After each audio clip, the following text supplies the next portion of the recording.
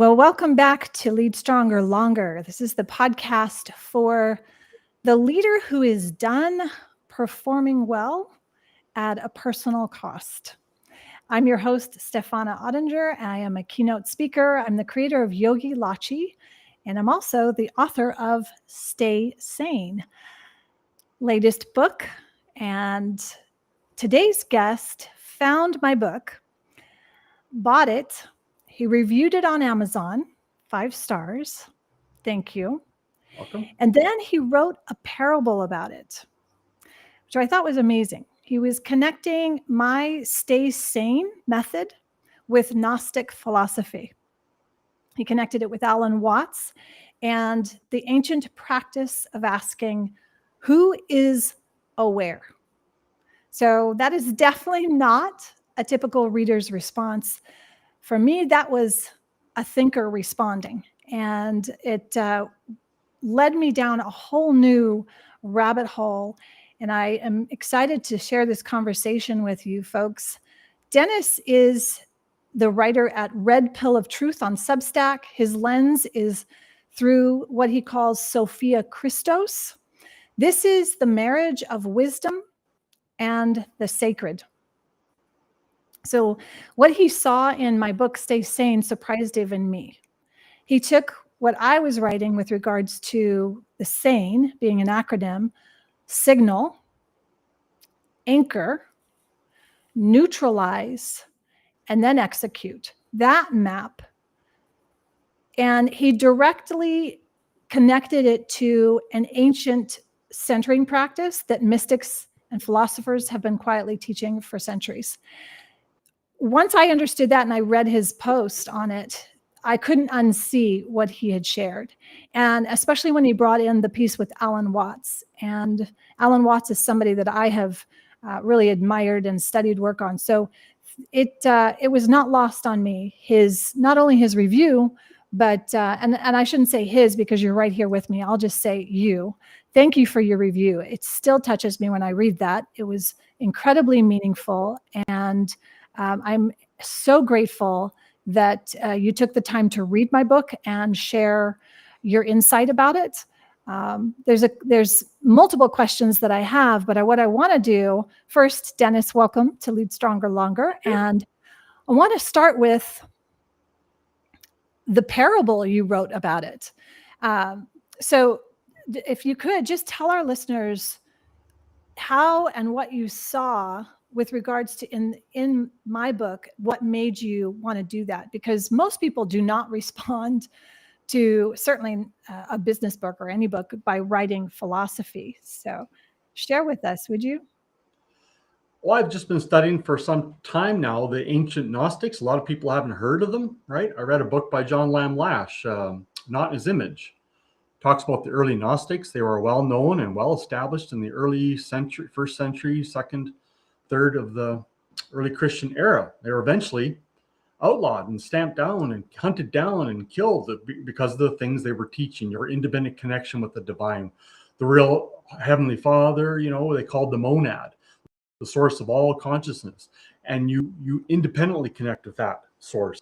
You don't need an institution. You don't need a hierarchy. And this is not something Rome wanted. And Constantine in 325 made Christianity the official religion. And in time, they went and hunted them all down, destroyed the writings. But they were rediscovered. Some monks, buried them. They were discovered in 1945, Nag Hammadi, the Gnostic texts.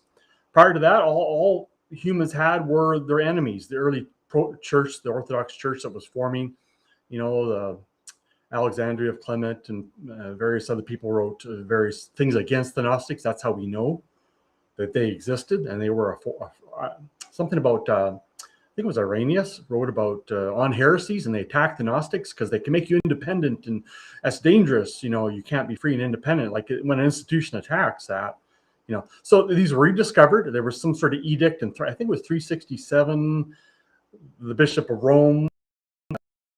These are heresy. You have to hunt these down. Matthew, Mark, Luke, and John only. And they eventually got killed. And most people don't know about them.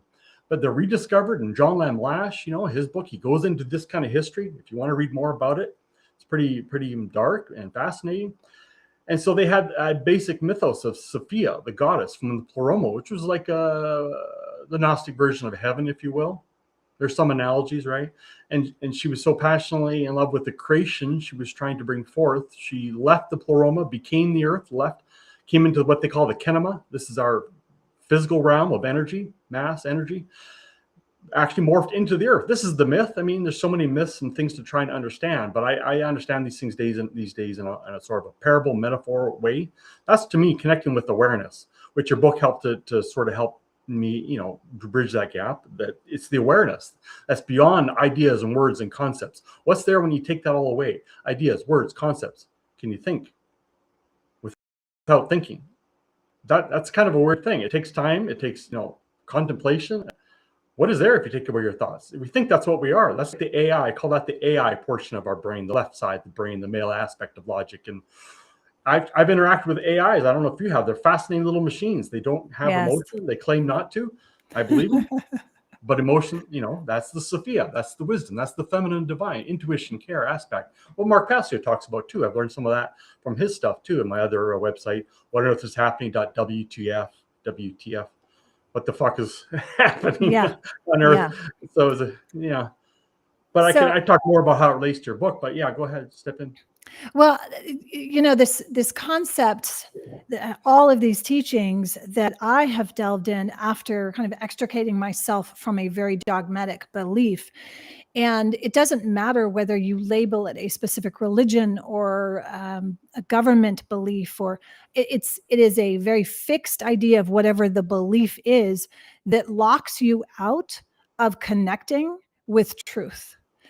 And the more I walk this walk, the more I discover the power of the simplicity of truth and not in different forms, but just in the essence of what truth is. It transcends language and concept. It transcends everything.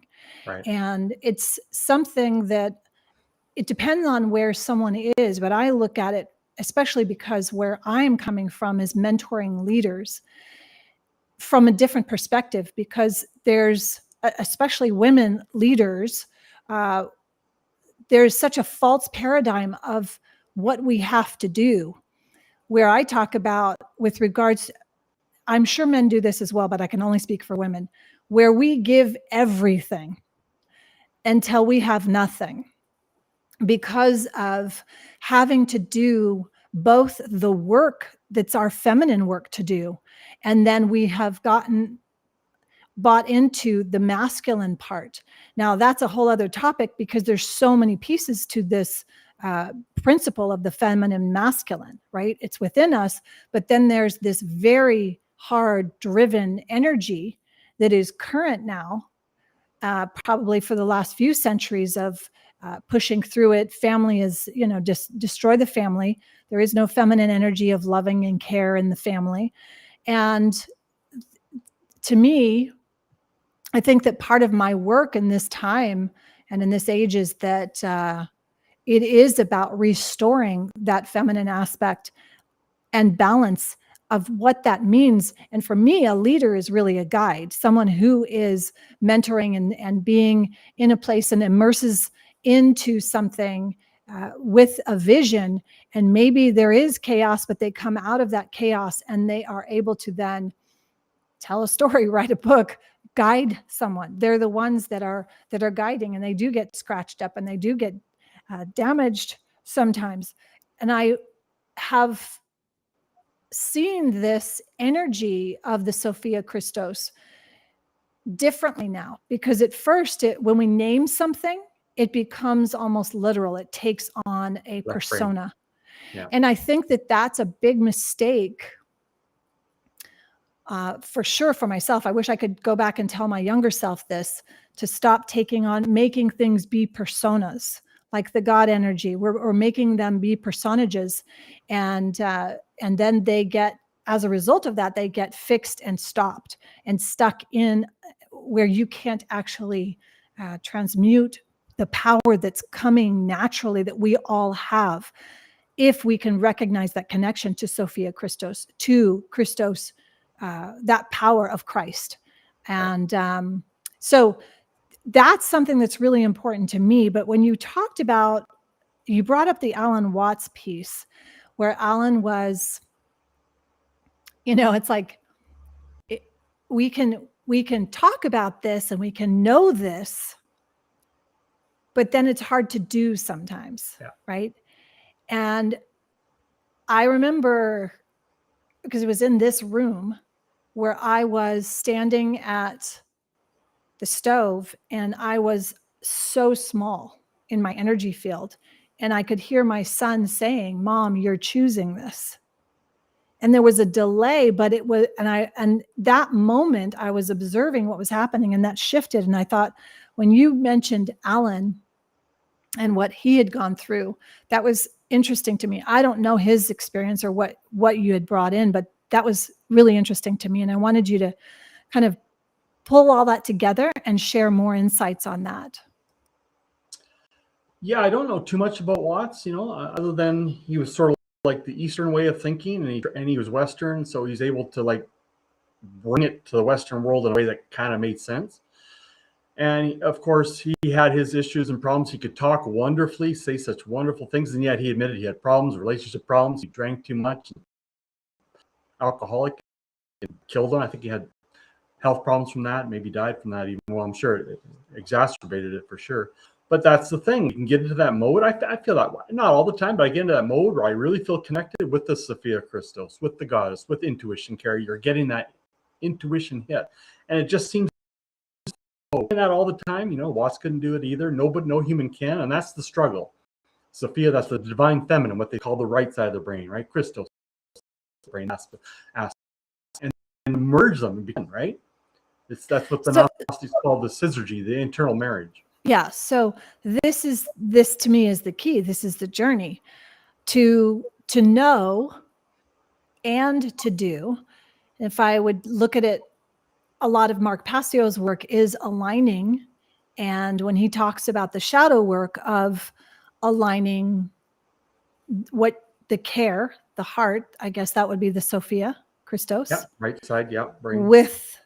With the will is the action, the left side, isn't it? Or is the thought coming first? So he talks about the trifecta. There's a trifecta as opposed to just these two pieces, right? How does that come about? How do we look at it that way? Trifecta, yeah. Do you know what I mean? So there, it's the care, it's the thought, the origination, which I had this idea that thought is the father, and that the care, the energy, the emotion, the desire, the passion is the spark, and put those together, and that creates the life, which is the third result, or the will. And so that to me is what I had looked at as perhaps that is the action, right? So for me, if I look at it with regards to the signal, I would hear the signal, but I was so overwhelmed with the emotional piece. And I think so many people on this planet do not understand their own emotions, are inverted with the Sophia Christos. Yeah. Do you know what I mean? Yeah, they definitely want to train us to be very left-brained and logical and deny the intuition and the aspects. And this doesn't feel right. This is not right. It's not possible to deny it. Would you agree? There's no possible way to deny it. What happens, I think, is that we just become confused. We get what we've got now, but there's no way to deny it. It's there. To me, that's part of the signal. That's the key signal. And part of what neutralizing is to neutralize that chaos that is created because we are so disconnected from our depth of emotions, and there's no way until you actually anchor in the truth of that connection of Christos, of that life force that creates life and creates new, and something new emerges as a result, that and the end for me was neutralized. So I'm still practicing this, battling with this myself every day, because I'm so left brain, used to the left brain. And then I went extreme to the right brain. Right. And I think that's situation with the planet right now is that there's extremes and there's no cohesiveness. And so that's where I'm working to stay sane, right? To execute from that alignment, from that cohesion and truth, ultimately, right? So, what's your take on that? Especially since, I mean, your parable went deeper in that, right? To know, but not to do is still important to me. So I want to, how does this apply to you in your life? What, can you take us a little deeper there for Did you? watch that short 15-minute video about Gnostics and the connection between what the Gnostics, their stabilizing practice with your sane?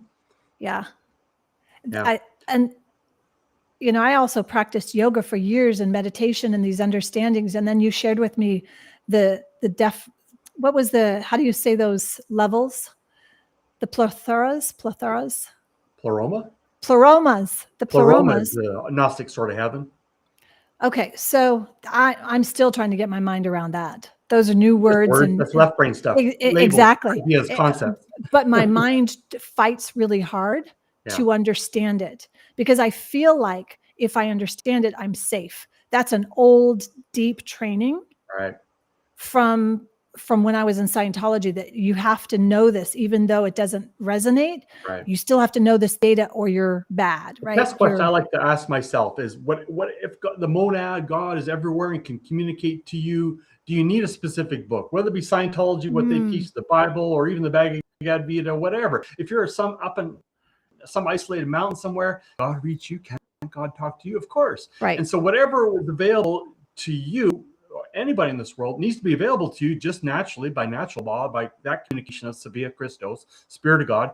That's what some people call the Holy Spirit, the feminine aspect. That's where the signal, that's where your signal comes in. That's sort of like the Holy Spirit, I would say, if you want to use Christian lingo or lingo, of Holy Spirit talking to you, the signal. You catch that. You're stopped. There's a signal. Whether that comes to your son speaking to you or whatever, signal. And then you're anchoring. The Gnostic talked about this, one of the practice, to take 60 seconds to sort of get grounded back into your body, breathing, or their mindful techniques of asking who's aware right now.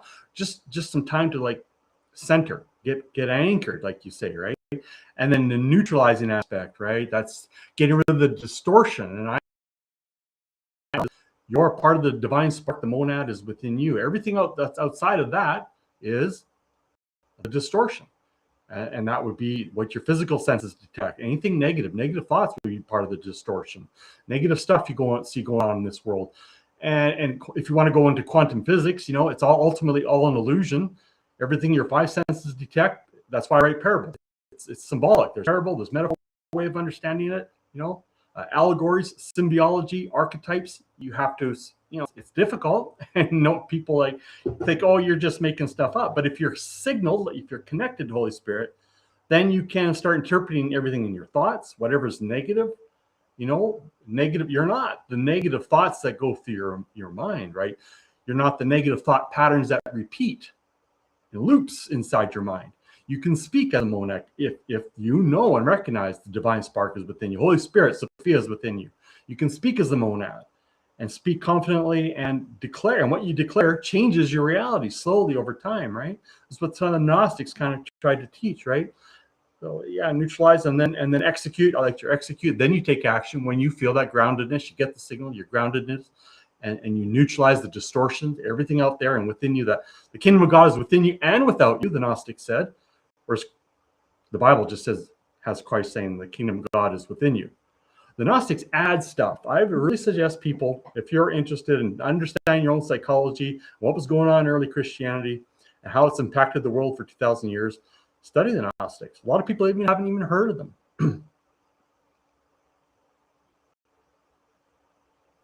Yeah. So my mind is thinking of all these things from the very first time I connected with Gnostics. And I still don't understand it. I don't understand that word. And I get hung up on the definition of the word. What does it mean? Where did it come from? What's the root of Gnostic? Gnostic. Do you know what the root is? Well, it's translated knowledge, but people go, say, I got knowledge. I got all these Bible verses I memorized. No, the Gnostic it's a special, when you get that signal. and then you learn how to anchor and neutralize the distortions, and then you execute. That's Gnosticism, and you're hearing from the divine. You're having your own personal mediated experience with the divine, and you can say, yeah, God speaks to me. Okay, prove it. Okay, well, you can't. So going around saying that, people sometimes, especially in today's modern world, think you're crazy. Oh, take them to the psychiatrist, right? But that's it, right? So I can say I'm a Gnostic. I hear from God personally. I sense that intuition, and I follow that, and slowly I'm building and getting stronger. Anybody can say that. So you have to have discernment too. Not everyone's a Christian, for example, who says they are, or of any particular faith. Watch their actions. Actions alone, by their fruits you'll know them. But we all make mistakes and do stupid stuff sometimes. So what's their intentions? Intentions, motivations are very important behind your actions. Mark Passio, he's flying off, cursing and swearing, pissed at people. I think he's got a good heart, though. Outwardly, you'd think. Yeah. But what your motivations are, what motivates you to do and say what you should do. Yeah, absolutely. Absolutely. One of the things that I was looking at with regards to the Sophia Christos is how to balance this in our current culture. What could someone do to bring that in? Do you know what I mean? With regards to, I don't want to get into all the news and all of that, but that is, for the most part, what people have their attention on. Right. And everything you just said in the previous 5 minutes, of whether it's the way you said it for the Gnostics, or whether it's using the signal, anchor, neutralize, execute, to me, that is so simple. Like, if that's just rinse and repeat, and life is simple and beautiful.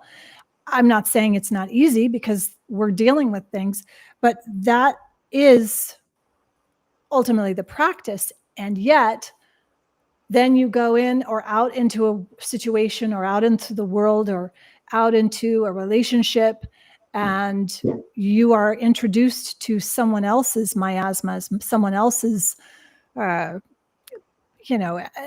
then times that by a billion of all the confusion. Where do we start? That's what often I have to look at. Where do we start? And as soon as I say, okay, where do I start? Because it overwhelms me to no end if I start thinking that way. Oh my gosh, how are we going to save the world? And I stop and go, okay, it's the starfish. But what is your take on where someone can actually unravel some of the pieces that are so alive in this construct right now? Well, that little video I had on the post, my Substack post about your book, it talked about stabilizing and then investigating and now repeat it, right? So I like acronyms too. Invert the idea of sin, S-I-N. Stabilize, right? Investigate, now repeat. So sin doesn't have to be a bad thing. It's a Gnostic practice. You stabilize. That's similar to your signal and anchoring, but they were like, you hear that signal, you stabilize, you take breaths and realize the separation between the awareness and the thoughts. Sophia, right brain, left brain, right? And then you investigate and you ask yourself, who is aware right now? Beyond thoughts, ideas, concepts, who's aware? That's really hard to do, because my thoughts are me. No, we identify with the AI body and the negative thoughts typically, right? I think the monad, the God, if you will, is trying to create a being that doesn't have to know everything. You can have a bit of the divine spark, trust there's a God who knows everything, but you follow your intuition. It's boring to know everything. It'd be nice to be able to just follow instinct and intuition and get that honed and developed. That's part of what we're here to develop. And of course, there'll be an AI component, you think, right? Right? That's the part of it as well. You have to pull that a little further. So AI, you're talking about the large language model, all of this data. And what about that? I think humans basically are mostly AI. We're so left brain, logic, ideas and concepts and processing. That's what I mean by AI. The true AI is human beings mostly, NPCs, RPs, NPCs, non-player characters. The Gnostic called them Hylics. They had an idea that their Hylics are basically what we would call NPCs today, program people. What's the word? Hylics. How do you spell that? Hylic, I think. Interesting. or HYLLIC, whatever. It's just Okay. Hang on. I've got to understand this for a moment, because I think it's really interesting. And as I was having a discussion with a group of mine that, where there's how much power the AI takes and the AI stations take, and how, they're just sucking out the water of, it's a whole thing. Isn't it interesting? And then you said the monad is wanting to know itself. And are we in this cycle of now where we are inverting so much that we're losing the connection to nature and becoming robots? Is the matrix actually coming true? Do you know what I mean? Where it's the machine city starting to take over. And why is that? And why is this a continuing loop? Because this is not new. This is not new. I mean, if I have to take in Scientology, because I had 20 plus years with that. And Scientology was all about implants, and we've been around for billions of years, and the robots and doll bodies and this and this and this and this. So, I look at, here we are in this small window of my lifetime, 50 plus years. And then we look at Gnostics, and now you're talking what? Only hundreds, barely thousands of years. Order of magnitude, that's super small in this billions, trillions of years. If we look at that, and there's a lot of people that believe billions of years, trillions of years. When I was in Scientology, I believed in 2 billion years, because I signed a contract for 2 billion years. That was a joke, right? A slave contract. And it's so fascinating to me where we are in this time. And there's a part of me that wants to get it right and to finally unravel this trap, because I think this is a trap. But did we put ourselves in this trap? Are we all one? I think I've asked you this question before, because I said, I don't believe we're all one anymore, mainly because Ryder and I were talking about this, right? My son and I were talking about this, and he's like, and I love it that he will push back on me, because I'm really strong with what I believe, but it takes me a while to pivot and shift out of these and keep questioning, because I'm in this stage right now where I just want to throw up my hands and say, this effing world is all bullshit, and I'm done playing these stupid games. It is not fun. So, yeah. Okay, over to you, because I know you have some wisdom. I don't know. Ask a question. I'm not sure where you want to go. No, what's your take on what I'm saying here? Because I don't want to say, I don't like being in a state of hopelessness, but there is no way I can go back to being a drone and working as a machine ever again. I can't. I can't do this game where you go to the 9-to-5 job, you apply for, I can't. And it's really painful to observe and see friends and colleagues in the robot system, this cycle of Groundhog Day, and I don't know. I don't know where to go from here. I was just noting down. I don't know if you ever read The Monk and the Motorcycle, or what. Robin Sharma wrote it. Do you remember him? Nope. He quit. He was a lawyer, and he quit, and then he went to the Himalayas or something, and just checked out for 3 years, I guess, came back completely transformed, like 25 years younger, etc. And I feel like, there's a part of that, but I'm also in the deep end with a mom who has health conditions, and she's in the pharmacological assembly line that's completely ass backwards and completely making a sick factory. It's a whole factory of making more sick people. And it's just like, it almost becomes overwhelming. And for me, I can barely even get through to neutralizing some of that to, I want to listen for the signal. And that's why I said, I'm going to do this talk with you. I want to talk to you. Because the execution, it's my ability to execute is definitely stifled right now. And I think there's a part of me that doesn't want to just go like what Robin Sharma did, is just go and be on a mountaintop, which there's a part of me that really needs that, right? Where I'm not dependent on, and I'm not, my life isn't being sucked out of me by being pulled in all these different directions and having to deal with this fire and that literal fire and this, and I wonder how many leaders, whether they're a mom or a dad, or whether they're a business owner, or whether they're whatever, that they're leading their life and they get to that point and it's just like, oh my God, I have to keep pushing. What's the choice? If everything your five senses detect truly is illusion, like action, you got to do this, you got to do that, I got to pay the bills, I got to, even those you care about your son and all that, they're a projection. Ultimately, if there's a divine spark behind there, it's like in the video game. I use the analogy of a video game, right? If you're manipulating the joystick, your avatar, your character in the game, it's all an illusion. That character in the game even is illusion. Even the body that character has is illusion.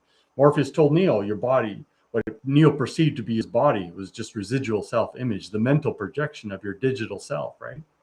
But there's a spark, a real human being manipulating that avatar in the game, right? But if we know from the game, there are like literal NPCs, they're just part of the program. You can go up and talk to them in a game. You'll be able to tell. I can't tell sometimes. The AI is so smart. It talks so much like a human.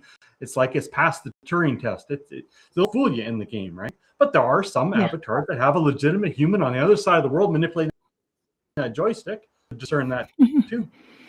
It's just wacky when you think, if it's an illusion, what's the point? What are we here for? Okay, so that's the question. What's the point? What are we here for? Do you have an answer to that? That's the $1 million question. I've contemplated, pondered. People have for thousands of years, and there's so many different ideas and concepts, right? It kind of doesn't make sense that, God is here to experience himself as human. If God knows everything, he knows what you're going to do, it's bullshit. I mean, what does God need to experience? He knows everything, right? So I sometimes think I had the image in my mind of an egg, right? If the monad is pure consciousness, it's outside the egg. It knows everything. But we're inside the egg, developing, becoming the chicken or the eagle, whatever that egg is going to hatch, right? Inside is the yolk, the yellow part, the yolk. That could be called the, Christos, the male aspect. The egg white would be Sophia. In Esoterica, our soul is said to be female. You've got the egg, but it's wrapped behind that outer coating of the egg white, which is ultimately Sophia, right? But there's like, Spock, you communicate by mental telepathy to what's outside the construct, the monad, the ultimate consciousness. Does God have emotion? To see all the stuff going on in this world, not intervene, if you have ultimate power to change everything, he's got to be like Data on Star Trek, who could turn his emotion chip on and off eventually. He was like an android, pure AI conscious, but he developed emotions, but he could turn it on and off when necessary to do what's necessary to make sure that we ultimately hatch from that egg, right? There's a merging eventually as the development happens. The egg white, yellow yolk combines with the white, and eventually cracks the illusion out, and out comes the eagle, pterodactyl, or what, chicken, whatever, right? And we develop. I think ultimately will be like little sparks, little cells of the monad, a smaller version, as above, so below, right? We're not zero as far as we don't know everything. It'd be boring to live as everything, but I got a love. Can do whatever's necessary, would give you the ability to exist without knowing everything and being bored, but having emotions to be guided by positive emotions only ultimately, and an interesting click of being able to think and feel positive emotions. The idea of the pleroma returning, Sophia returning to the pleroma. when she stops being the earth, which is just an analogy for the mind, I would say. Even the Bible, Jeremiah 22:11, I think it says, oh, earth, earth, earth, hear the word of the Lord. Sophia is the earth, and the earth is spoken of even in the Bible as a consciousness. It's just the development of your consciousness. The earth is gone once I'm dead, because I'm the only one here, kind of. Everything's illusion. I'm going to crack that egg open and leave. There's so many concepts around this that what we're putting forth right now. And to me, why it's so important to lead your thoughts and be so meticulous about what you're leading into the future and into the world, because I believe that what we're doing right now, each of us, is actually creating a future, and whatever future we might meet. Whenever this body dies, goes away, I don't think I die. So I know that, so I'm creating or working to create a better future. But, you know, even those words, I know better that future and time that's not even, but it's interesting. That's still this construct. This is this construct of this world, of this construct, this game that we're in, this terrain, or I don't even know what to say, because I know that there's different, just even these words, you know, when you start learning a different language, then you start having bigger perceptions or different perceptions. So, but at the same time, I always look for my anchor. I'm coming back to my anchor, because if I don't have a point to anchor from, even a signal coming in, it's the anchor is my base. Does that make sense? Yeah. But the signal comes first versus my base. So, which is interesting to me. You create that signal yourself, like consciously throughout the day, it just comes. No, it's just, it's there, right? I don't know, but this body is my base right now. I consider it. So this is where I have to actually. Body's not, you'll die, your body will die, but I don't die. Correct. So your body is different from what this goes on. My perception is through this body right now, is through this perception. I'm perceiving through this body's emotions. And if someone gets into astrology or tarot or human design or any of that, you can start to learn a little bit more about yourself and when you're born. To me, there's a lot to astrology. There's a lot to human design. I think it's very useful. I use it with my clients. I think it's very important.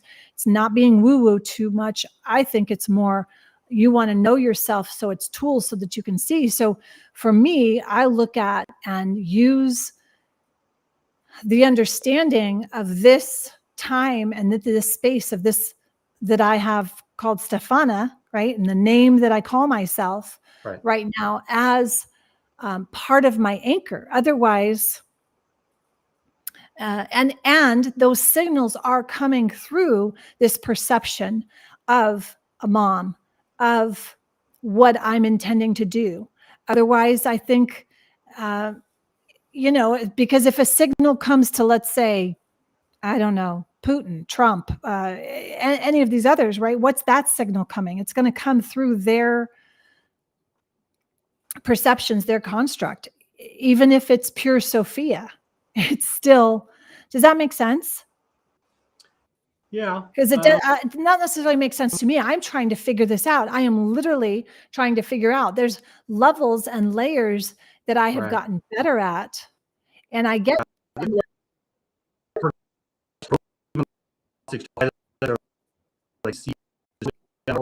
then came the cycle where you're sort of in between, you're getting that signal, you're anchoring, and you're being able to walk in the spirit kind of thing. Not all the time. You lose the connection and try to get back to it. And then the highest was the pneumatic level.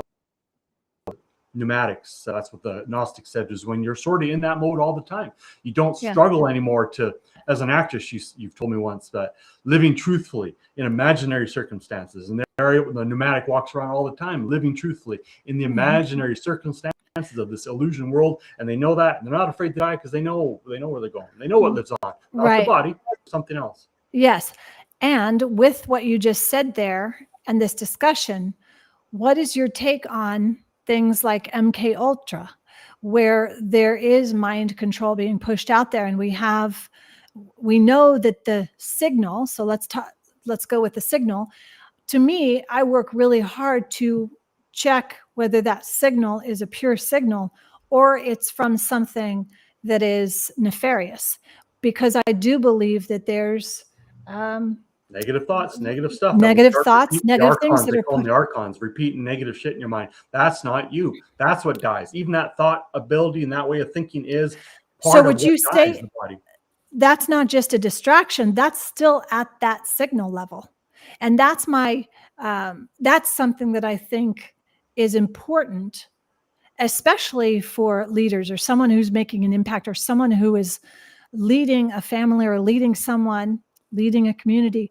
They have to be really discerning of the signal. Yeah. And I don't think that that's happening right now. I don't think that that's you can't discern the signal or teach the signal if you're connected to the signal, Yep. But so I think there's something I think there's pre-work before the signal. Do you know what I mean? There's a certain amount of work, and you don't all have to go up to the Himalayas, but I sit at home and I write my websites and I read and I contemplate, and that's what I do now. Because like I hear you working for the man, clocking, hitting that time clock and making this fake fiat paper as if it's something, it's just a symbol of your energy that they manipulate. The whole society is run on that mark of the beast, money. Right. But we all got it. No man might buy or sell unless he has the mark of the beast, and we all buy and sell, so we all have the mark of the beast. Money. It's money itself, I would say, and the manipulation that makes us do things we don't want to do and not do the things that we want to do because there's no money to do that. Oh, I can't do that. Yeah, it's an interesting dilemma for sure. Okay, there's a lot there. And of course I want to solve all the problems of the world. Sure, but if the world's an illusion, the only problem to solve is earth, earth, earth. Hear the word of the Lord. It's you, your consciousness. We're talking, if I'm in my own, your own egg, but we have a mental connection, like through the monad outside the eggs can communicate what we both need to hear in our own individual reality. I call it the Truman-atrix sometimes, combination of the Truman Show with Jim Carrey and the Matrix. Yeah. And yet the real connection with a real RP, a real player character, just like in a game. If there's a real human being behind that avatar, it's a fake, it's an illusion, but there's still a real connection there. But that's that monad with that consciousness outside the connection message over to you. So for example, the way I think, the MK Ultra stuff, I've been in MK Ultra. We all have. We've all had traumas. Right. Not to that extreme, that I remember anyway. They suppressed my memory so much. But I know raped and tortured and given LSD and all the horrible things they do. It's a symbolic representation of what I've experienced in a smaller way, right? And we all have, as above, as below, as above, as below. They say, right? If that's all fake, I hate to sound insulting. Someone saying, "Oh, I experienced that." You did. If you're, if there's that divine spark connection, you're a real player character. I'm not saying you didn't experience it. Not in my reality though. I'm in the Truman-atrix. But if you can discern that as a real person, I'll say you've experienced that. There's this lady Kathy O'Brien who was in the MK Ultra. She was severely, I sense truth behind what she says, and she's a real person in the sense I'm trying to describe, right? So I don't like insulting people to your face. Oh, you're not real. You're just projection, illusion. And I've contemplated enough to understand what is real behind the illusion of everything, right? If what I'm saying makes sense, I don't know. Well, from what you're saying, I'm taking it that it's your perception. So everyone has their own perception. And that's the thing, is there's all these projections. Sure. And there's no way that I can fix those projections of others. So I have to come back to me. And that's then this push. You want to see. I've heard that sort of trite saying. It seems be the change you want to see, and then is that truly magically everything out here will change because it's all illusion anyway? I've pondered that concept. I've made it my own way, trying to make changes, but I don't see anything happening, and everyone else is doing this too. So, and I enjoy that. I'm going to do that too, and that's all part of the negative thoughts, the loops of the archon getting you all screwed up, I'd say. Yeah, archons. Oh boy. So you just entered that one. That was the Gnostic version of the devil, the demiurge, the Baal. Okay, so we can't go on without getting this unraveled, because the archons, again, just like the Sophia, is an energy. It is not an entity, correct? It's an energy, yeah. The divine feminine, the white part of the egg that I'm in here, stuck in my own little reality. So it's an energy. It's not an entity. Energy. It's not a physical devil. It's what's projected, just like Sophia, just like Christus. Your thoughts are an energy. The yolk is an energy, but they merge and become one, a new entity, a smaller version, if you will. So this is where they're morphing, or they're coming out into something and manifesting. That's the third piece. That's the third piece, is it not? Say again. You said archon. Yeah. So now archon has now taken on a form. Again, it's negative energy. Correct. Just like Sophia could be this gorgeous woman, this goddess. That's taking on a form of energy that is essentially neutral. We've identified it as something. Am I off here? Yeah. Anytime you start using words, there's a duality to words. It can easily be interpreted and thought in different ways. Like, it is difficult. You're just trying to stay connected to awareness, without which is all symbolic, and there's no words to describe. And then inevitably we start using words to describe, and that kind of automatically stems. But okay, yeah. Like a hologram, they say if you cut a hologram, right? You see fractals, the exact same image, but smaller resolution. So just fractals, just like the light fractals. The whole image is the same, even though it's lower resolution. To be like that, like the monad, a smaller version of the monad, as above, so below. But in this, you got to ultimately break out of this egg to experience. I don't personally love that analogy of breaking out of the egg and all of that. Why is that? Well, I just don't like the energy of an egg being stuck in an egg and that trap. You know, I need. Well, there's a process of growth and development, you would say, right? Like the egg, the chicken. Yeah, no, I totally get it. I just, yeah. But how would you break? What does that mean to break out of the egg, right? Can it really, reality transform at this late stage to become sort of a pleroma on the supposed physical Earth?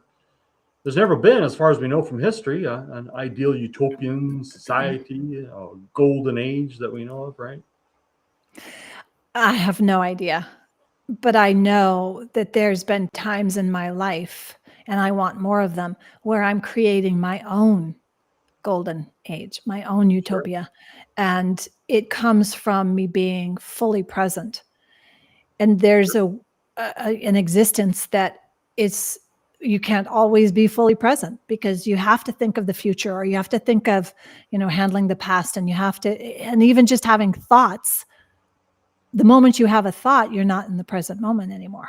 You're not here now, right? Unless you learn to be a nomadic and live truthfully in imaginary circumstances. You had so many experiences as an actress. Then you're doing it. Be able to do that. Yes, but you're also then in an imaginary circumstance, which immediately puts you into a time, place, space continuum, as opposed to just being now. The thing that's the ultimate practice, I think, is, and something that I thought was really interesting, what you said with regards to how you could be more while doing what you do. This is what you said in the review for my book, Stay Sane. You said it teaches you how to be more while doing you. And I wish I had written those words, because that is so beautiful. Be more, be that divine spark, sense that connection. You yourself said your body dies, but you live on. So you're not your body. You're saying you're not your body. You know that. Yeah. Yeah. So to me, that is that is such an amazing synthesis right there. How to be more. And that is that Christos, that is that Sophia, that is the expression to me.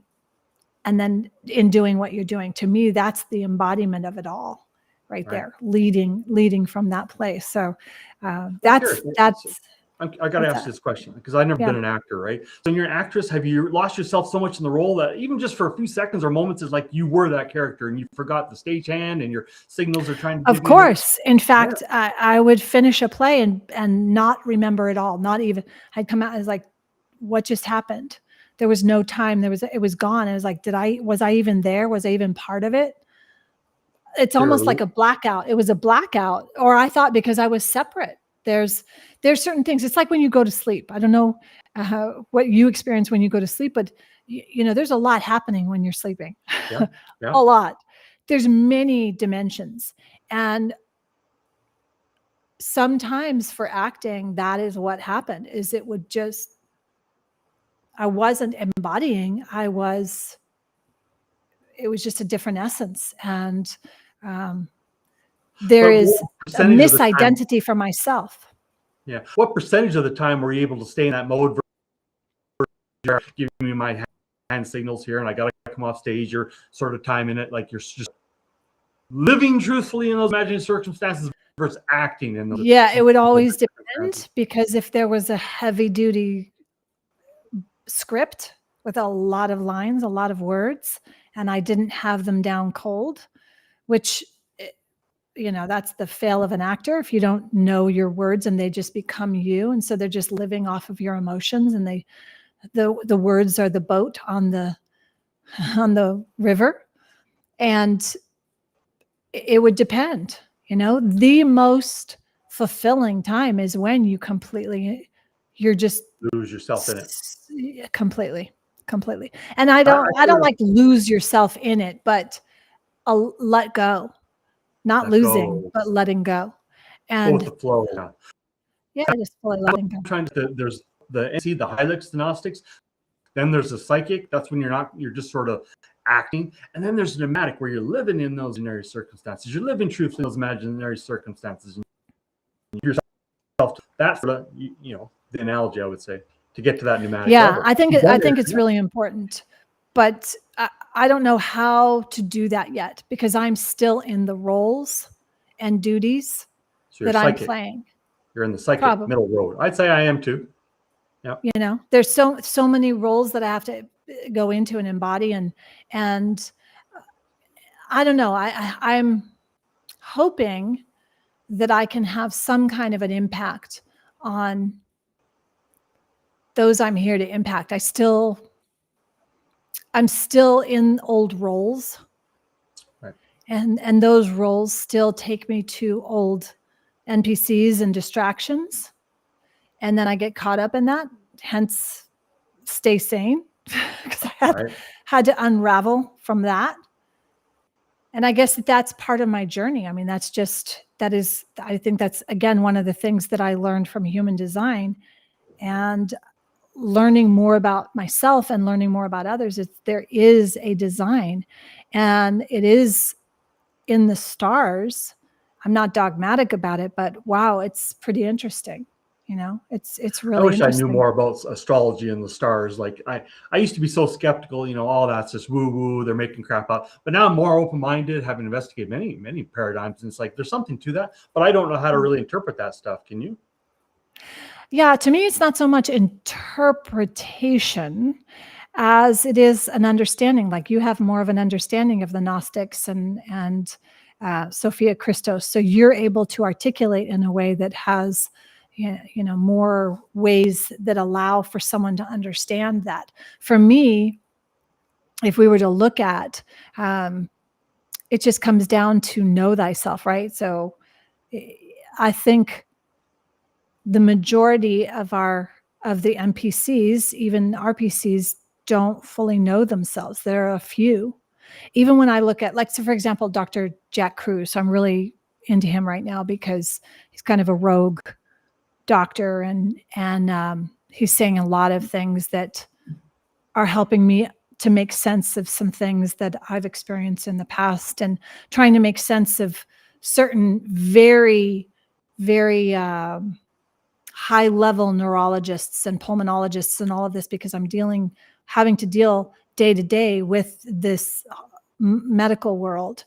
And it's just illogical to me. I'm like, it's like the hands not talking to the body. It's like there's such a disconnect in that world.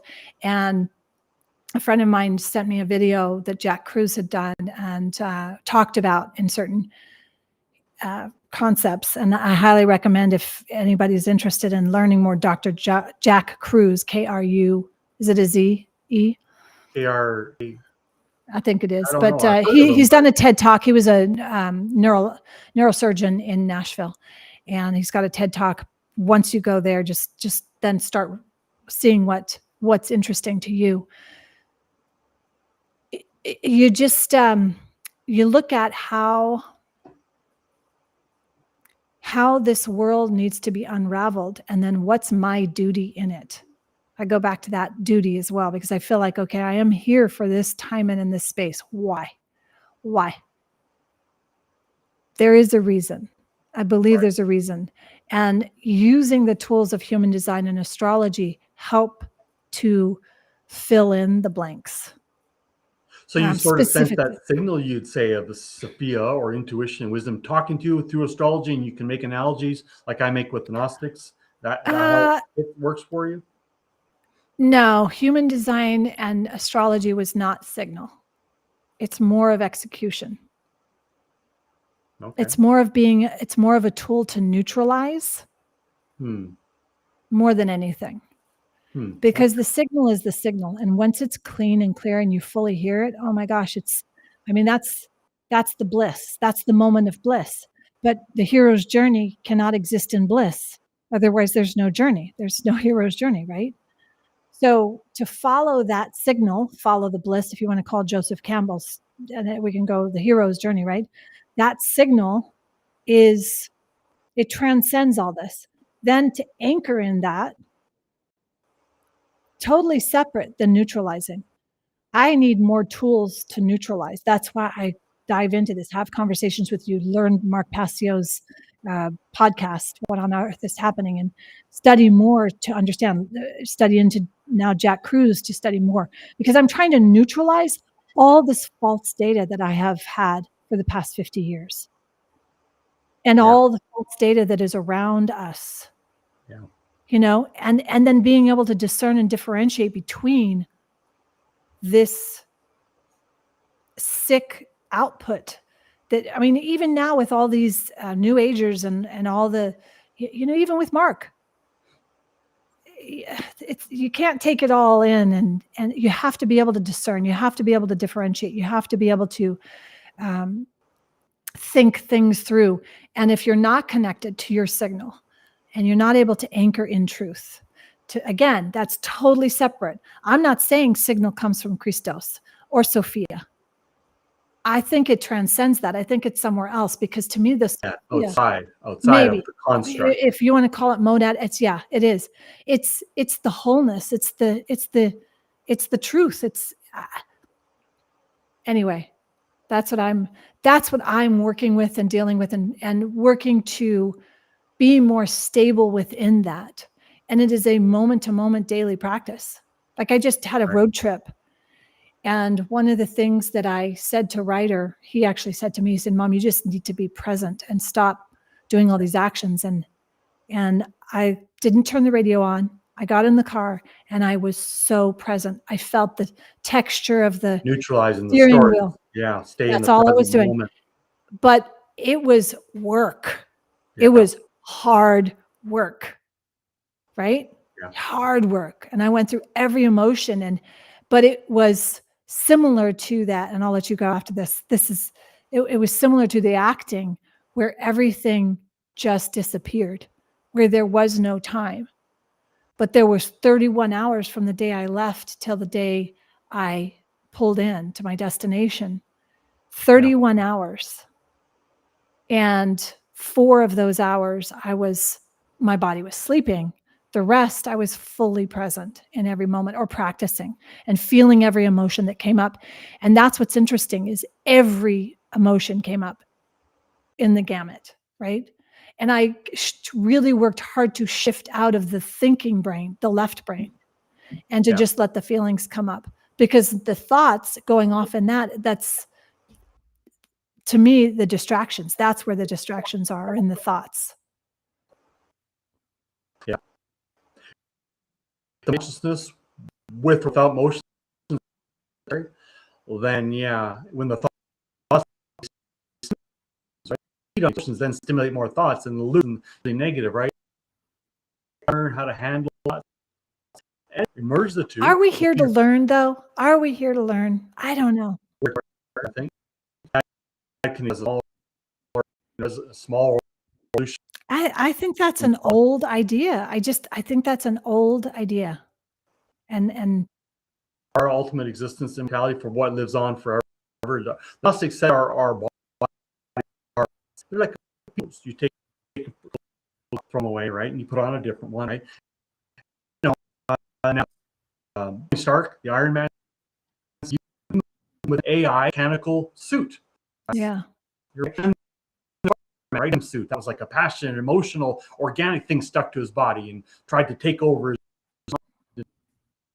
Our bullish part that we're trying to learn to control is like trying to learn to navigate and control the Iron Man, the Iron Man suit, and then you get to wear that garment. The piece of the Demonas, Divine Spark, puts on that garment once you learn how to handle that, and or you can put on a different one. I'm just going with the story, leave it all as Yeah. is. The church says, but he was able to appear in different people, and his disciples didn't recognize in body of a man in Emmaus, and then I think partner, that's they a didn't very know. juvenile idea. So if that's from the Gnostics, I think it's a very juvenile idea. I thought that 35, 40 years ago. I remember feeling like, okay, taking on these identities and this clothing, and that's like paper dolls. I would do paper dolls and just like, oh, we're all paper dolls. And I think it's a juvenile thing. Not saying you are on that, but if that's the Gnostics, I think there's something more. And I feel like if the Gnostics and the data there, even Rudolf Steiner, which I think his work is incredible, I think there's so many layers and depths of knowledge that's out there, but I don't think we have it. I don't think we have the answers. I don't think we have the right No, answers. we'll I never don't have think all we the have. answers. Yeah, Part and of life I'll just is say, learn how- Suzette, thank you for Cruz. Yeah, she spelled it correctly. Suzette put Part Jack of life Cruz's. is to learn to live comfortably with uncertainty, because we'll never have all the answers. Yeah. So if we're here to learn, then what are we seeking through? I don't know. This is so interesting to me. This is an important conversation, not necessarily one to have on a YouTube stream, but I want to have more peers where we get to talk and discuss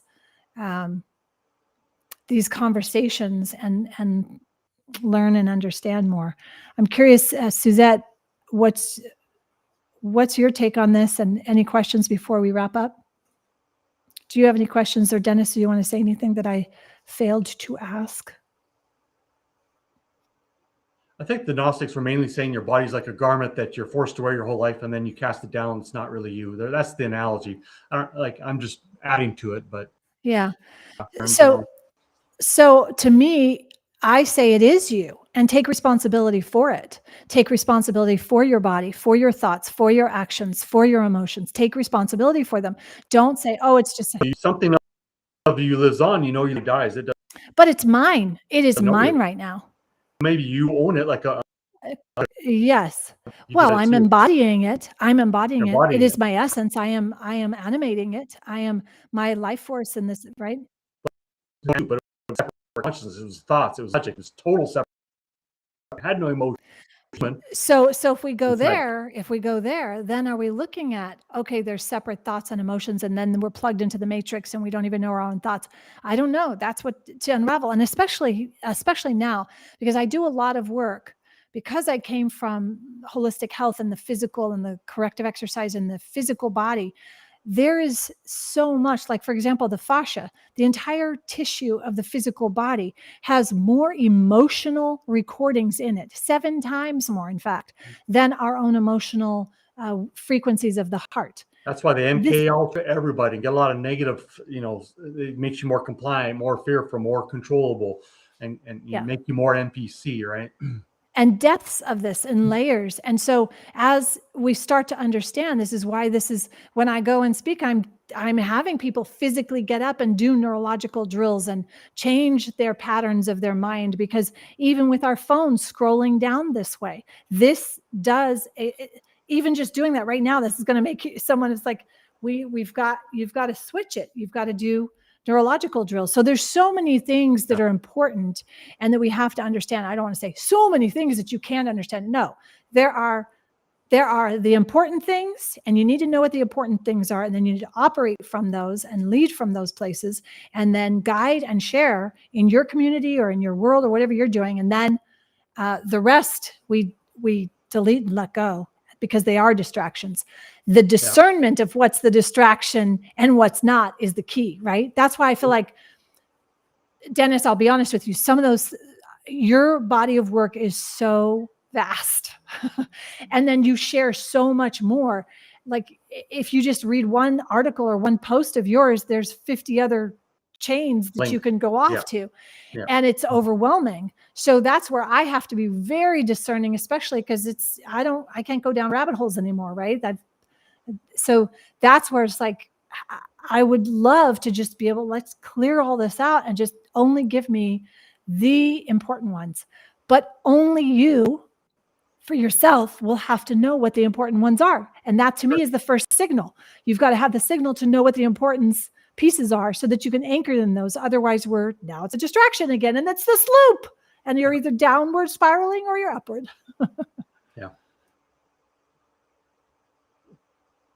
Yeah. Okay. Well, I try to make my links. I put a lot of different links and then I'll link to other posts I've done so people can explore and go all over the place. But an amazing body of work, Dennis. It's amazing. Plus, you've got 3 websites, so it's just probably just about let 9, yourself actually. be. No, okay. Don't tell me more than the 3. So you know what? Send me those links. I'll just copy and paste it, and I'll put it right into the show notes because they're worth it. And if someone sees it, for my website, definitely do the red pill. I'll put the one specifically where you did the parable, because I thought that was really cool. And then our last interview is on there as well, which has some good points. We talked about some good stuff in that one. And then the Sophia Christos, we'll put which you've had on your screen anyway, right? Okay. Well, this is definitely, we've gone into super fun things. I would love to know what was stirred in you. I always would love to have more dialogue or people in the chat having discussions, because I think that there's something that can happen that's a richness that when we can have dialogues and have someone in the moment. Don't do that enough these days, for sure. It's taboo to talk about spirituality, religion in our culture, especially in the West. That's taboo. You can't talk about that. And then it detracts you from being able to learn, right? Right, because it's just a word. It's just discussion. I mean, yeah, exactly. So I think it's worth discussing no matter what. And that's where, if we put our beliefs aside so that we can learn something. That's hard. It used to be very hard for me because I was very dogmatic. It takes that time. But I'll just say, if you heard something that was stirred in you, maybe something, I would say, like, if you've recognized even overriding your own signal. And my book is super small. It's super small and it's a quick read, right, Dennis? Yeah. But it's worth it. And I still have it on. I still have it on Kindle right now for 99 cents. So if someone wants that, you can get that.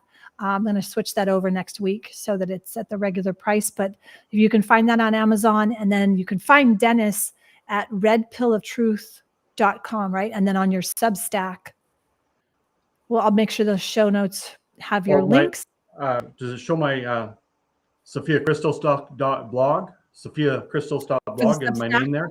It's got a link called Spaces, which has got all my websites, so people can go there too. Awesome. Okay, cool. All right. Well, thank you for being here. Appreciate it. Leading Stronger Longer. I think that there's more discussion here. I have to finish the book. I haven't finished Ham's book, John Ham's book. It's still John Lash. John Lash. Yeah. Why do I think? Yeah. Not his image. You're reading it. Not in his image. You're reading it. Well, remember when you were doing the book study? Yeah. And I started it, and then I went off to read Starman, this is another one about Isis, which I think is very similar. So the Sophia energy and the Isis energy, I think all of these are Yeah, Isis mythos. goddess, similar to Right, right. So just even understanding this, but shifting it out of, because we have, even think about these images that we have from TV, sure, right? How many TV shows took over and put images in our sure. mind That's that's call what it TV is. And programming is yes, so TV that's really exactly right. Yeah. you're just relaxing and you're letting it all soak in and affect your mind and brainwash you and program you. And there's a That's why I don't watch massive TV amount of anymore. deprogramming that has to happen, because I did have in my mind Isis, or like this whole energy of Wonder Woman and all of that. It's like, oh man, we're so far off. We're just so far off. And when we can start tapping into the true signal, that's when we tap back into that power. Yeah, it's work though. It is the real work. It is. That's the It work. become eventually it's kind of fluid and effortless, but it's work to get there. Yeah. Yeah. Yeah. So you're telling me you're fluid and effortless now? Oh no, I'm more in the middle, psychic, I would say, but pneumatic is the goal to get to, I would say. Okay. So wait, so this is not from the, I don't know if I wrote it down, the pluralis, when you're going into this level of this hierarchy of the psychic and then the, Yeah, highly psychic, pieces. pneumatic. And that's from Gnostics. Yeah, that's the Gnostic terms. And then the other video you had sent me on the levels, 7 levels, different altogether. Okay, yeah. Right? Yeah. Okay. I'm going to put the link to that. Will you remind me? So this is the link on those 7 pluromas. Okay, I'll write it down here. So Okay. link the one about 7 pluromas or 7 stages. So that was into 7 stages of the 7 pluromas, because that's really interesting. And I think it's useful for people to look at themselves within that and to understand different understandings of where they're at. Yeah. Not that they have to pigeonhole themselves, because that's not what it's about. Sure. And then the 3, however, I do like levels. I like to play the game. Interesting. This is interesting because I do have a level of game player in me. Do you know what I mean? Where I see levels and then I want to get to the next level and I want to get to the next level. That Sure. is definitely a construct here on this plane, isn't it? So life, I've heard that analogy too. Life's like a video game. It's and you're playing levels. You want to get to the big boss at the end, beat the big boss. Yeah. Analogies. All it is it's an.